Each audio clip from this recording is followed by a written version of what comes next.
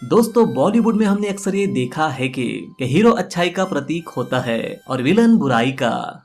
जी हाँ, मैं हूँ खलनायक। लेकिन क्या हो अगर पूरी फिल्म में जिस इंसान को आप खलनायक समझते हैं वही अंत में सबसे बड़ा नायक निकल आए। A villain, smile.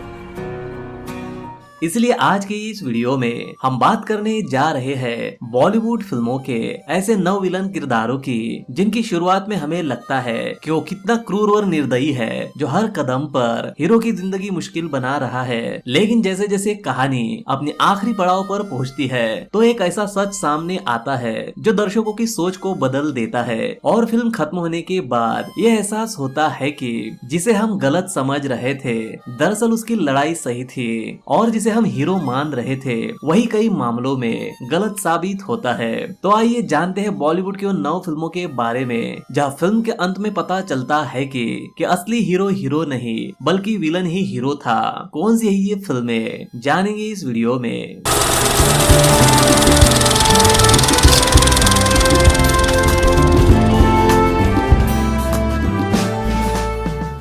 नंबर 1 बाजीगर। साल 1993 में रिलीज हुई फिल्म बाजीगर में शाहरुख खान ने अजय शर्मा का ऐसा किरदार निभाया था जिसे फिल्म की शुरुआत में एक निर्दयी और खतरनाक इंसान के रूप में दिखाया जाता है। वह अपने दुश्मनों से बदला लेने के लिए कई लोगों की हत्या करता है जिसके कारण दर्शक उसे फिल्म का विलन मान लेते हैं। लेकिन जैसे जैसे कहानी आगे बढ़ती है तो एक चौंकाने वाला सच सामने आता है जहाँ ये पता चलता है कि अजय के पिता के साथ धोखा हुआ था, उनकी संपत्ति छीन ली गई थी और इसी अन्याय के कारण उनका परिवार बर्बाद हो गया था।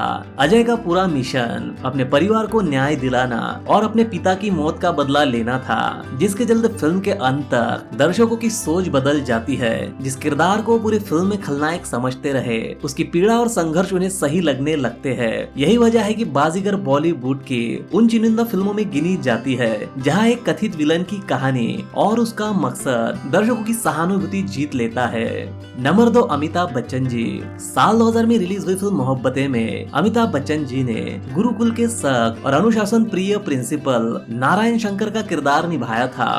परंपरा, प्रतिष्ठा, अनुशासन। इस फिल्म की शुरुआत में उन्हें एक ऐसे व्यक्ति के रूप में दिखाया जाता है जो प्रेम के खिलाफ और अपने कठोर नियमों के कारण स्टूडेंट की खुशियों पर रोक लगाता है। मैंने आपसे कहा था मिस्टर आर्यन कि मोहब्बत और डर की जंग में जीत हमेशा डर की। यही वजह है कि ज्यादा से ज्यादा दर्शक उन्हें फिल्म का विलन मानने लगते हैं। लेकिन यदि कहानी को गहराई से देखा जाए तो नारायण शंकर का पक्ष भी पूरी तरह गलत नहीं लगता।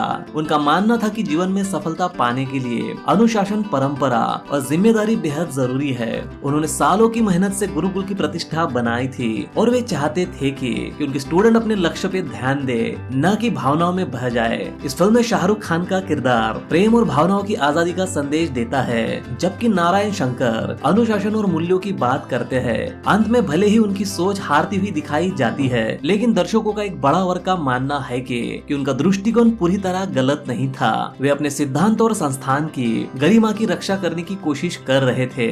नंबर 3 नाना पाटेकर। साल 2002 में रिलीज हुई फिल्म शक्ति द पावर में नाना पाटेकर ने नरसिम्हा का दमदार किरदार निभाया था। इस पूरी फिल्म में उन्होंने एक ऐसे प्रभावशाली और कठोर व्यक्ति के रूप में दिखाया गया था जो फिल्म की नायिका के जीवन में लगातार मुश्किलें पैदा करता है। उनके फैसलों और उनका रवैया दर्शकों को यह विश्वास दिलाते हैं कि वही कहानी के मुख्य विलन है। लेकिन जैसे जैसे कहानी आगे बढ़ती है तो उनके किरदार का दूसरा पहलू भी सामने आने लगता है। नरसिम्हा केवल अपनी शक्ति और प्रभुत्व बनाए रखने के लिए संघर्ष नहीं कर रहा था, बल्कि वो अपने परिवार, अपने लोगों और अपने परंपराओं की रक्षा करने की कोशिश कर रहा था। उसके कई कठोर फैसलों के पीछे व्यक्तिगत स्वार्थ नहीं था, बल्कि अपने समुदाय और परिवार के प्रति जिम्मेदारी की भावना छुपी हुई थी।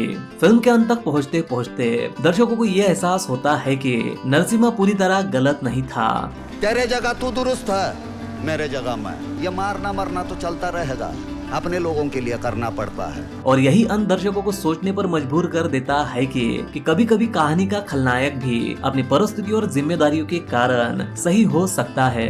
नंबर 4 बोमन ईरानी। साल 2003 में रिलीज हुई फिल्म मुन्ना भाई MBBS में बोमन ईरानी ने डॉक्टर DGC अस्थाना का किरदार निभाया था। इस फिल्म में उन्होंने एक ऐसे सख्त, घमंडी और निर्दयी मेडिकल कॉलेज के डीन के रूप में दिखाया गया था, जिसके कारण ज्यादातर दर्शक उन्हें कहानी का विलन मानने लगते हैं। वही मुन्ना भाई का किरदार दर्शकों का पसंदीदा हीरो बन जाता है। लेकिन अगर फिल्म को तर्क और वास्तविकता की नजर से देखा जाए तो डॉक्टर अस्थाना की कई बातें सही लगती है। वह एक प्रतिष्ठित मेडिकल कॉलेज के डीन थे और वो चाहते थे कि उनके संस्थान में से केवल योग्य और मेहनती स्टूडेंट ही डॉक्टर बने।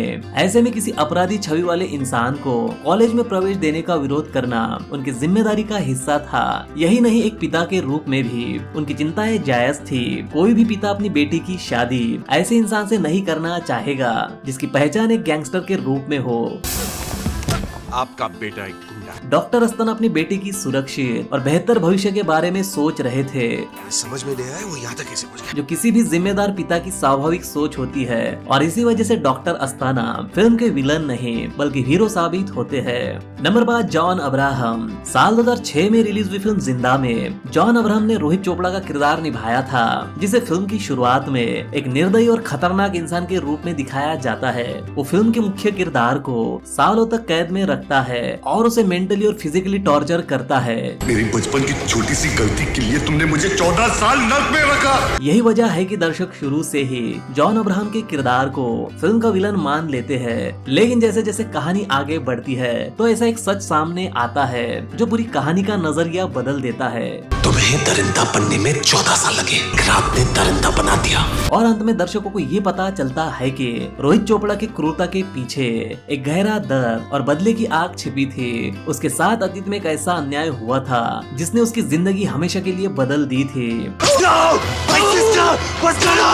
फिल्म के अंत में दर्शकों को मालूम पड़ता है कि जिस व्यक्ति को वो हीरो समझ रहे थे वही रोहित की तकलीफों का सबसे बड़ा कारण था। रोहित जो कुछ भी कर रहा था वह सिर्फ बदले के भावना से नहीं बल्कि अपने साथ हुए भयानक अन्याय का जवाब देने के लिए कर रहा था। इसी खुलासे के बाद कहानी में हीरो और विलन की परिभाषा पूरी तरह बदल जाती है और दर्शक जिसे विलन समझ रहे होते हैं वही कहानी का असली हीरो होता है। नंबर 6 नसरुद्दीन शाह। साल 2008 में रिलीज हुई फिल्म अ वेंसडे में नसरुद्दीन शाह ने एक ऐसे आम आदमी का किरदार निभाया था जिसे पूरी फिल्म में पुलिस और प्रशासन एक खतरनाक अपराधी और आतंकवादी समझते हैं। वह शहर में कई जगह बॉम्ब होने का दावा करता है और पुलिस को अपनी शर्तें मानने के लिए मजबूर कर देता है। यही कारण है कि दर्शकों को भी शुरुआत में लगता है कि वही फिल्म का विलन है। लेकिन जैसे जैसे कहानी आगे बढ़ती है उसके इरादों का असली सच सामने आने लगता है और फिल्म के अंत में पता चलता है कि वो कोई आतंकवादी नहीं बल्कि एक आम नागरिक है जो सालों से आतंकवादी हमलों और निर्दोष लोगों की मौत से परेशान है। उसका गुस्सा व्यवस्था के खिलाफ है जो बार बार होने वाले हमलों को रोकने में नाकाम रही थी। उसका मकसद लोगों में डर फैलाना नहीं था बल्कि उन आतंकवादियों को सजा दिलाना था जो कानून के कमजोरियों का फायदा उठाकर बच निकलते थे। फिल्म के क्लाइमेक्स में जब उसकी असली पहचान और मकसद सामने आते हैं तो दर्शकों का नजरिया पूरी तरह बदल जाता है। यही वजह है कि वेडनेसडे फिल्म बॉलीवुड की उन चुनिंदा फिल्मों में गिनी जाती है जहाँ पूरी फिल्म में जिसे विलन समझा जाता है वही अंत में सबसे बड़ा हीरो साबित होता है। नंबर 7 परेश रावल। साल 2013 में रिलीज हुई फिल्म टेबल नंबर 21 में परेश रावल ने खान साहब का किरदार निभाया था जिसे फिल्म की शुरुआत में एक रहस्यमय और खतरनाक इंसान के रूप में दिखाया जाता है। वह एक नवविवाहित जोड़े को एक अजीब और खतरनाक खेल में शामिल करता है जहां हर सवाल और चुनौती के साथ उनकी जिंदगी और भी मुश्किल होती चली जाती है। If you lie, you die.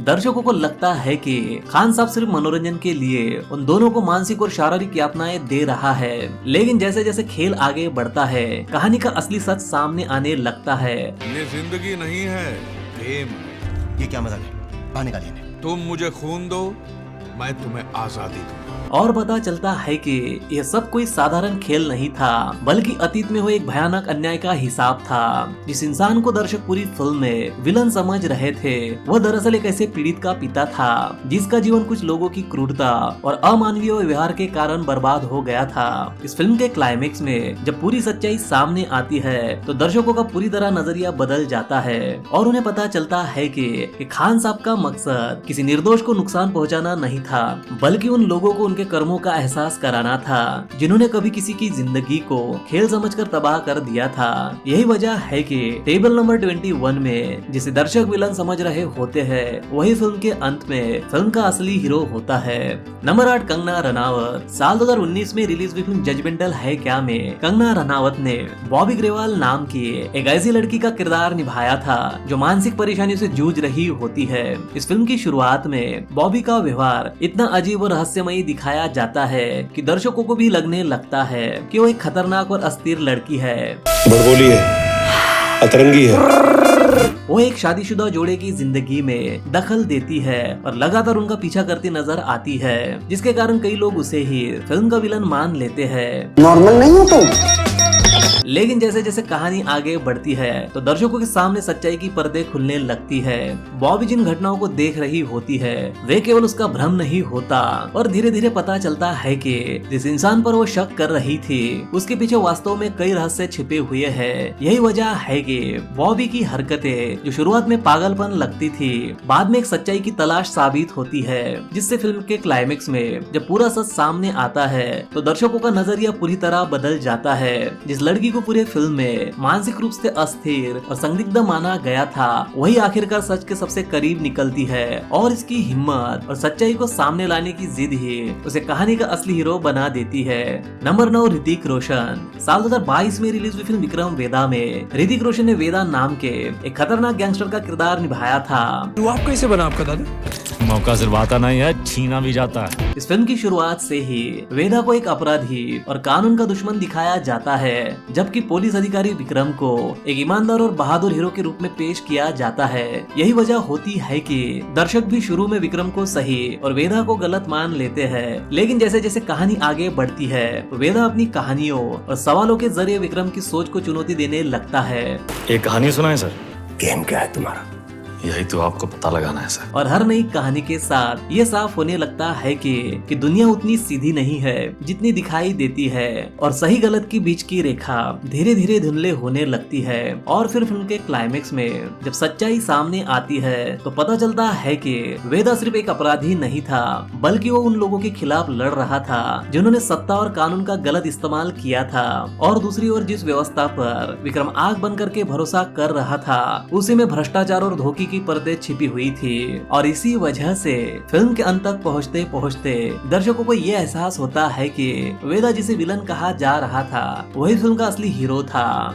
तो दोस्तों, ये थी बॉलीवुड की 9 ऐसी फिल्में जिनके अंत तक पहुंचते पहुंचते दर्शकों को ये एहसास होता है कि जिसे वो विलन समझ रहे थे वही फिल्म का असली हीरो था। इस लिस्ट में किसी किरदार का नाम छूट गया हो तो कमेंट बॉक्स में कमेंट जरूर करें, वीडियो को लाइक कमेंट और शेयर जरूर करें, और अगली वीडियो किस टॉपिक पर हो हमें अपनी राय जरूर दे, और चैनल को प्लीज सब्सक्राइब करें। तो मिलते हैं अगली वीडियो में, तब तक के लिए बाय और टेक केयर।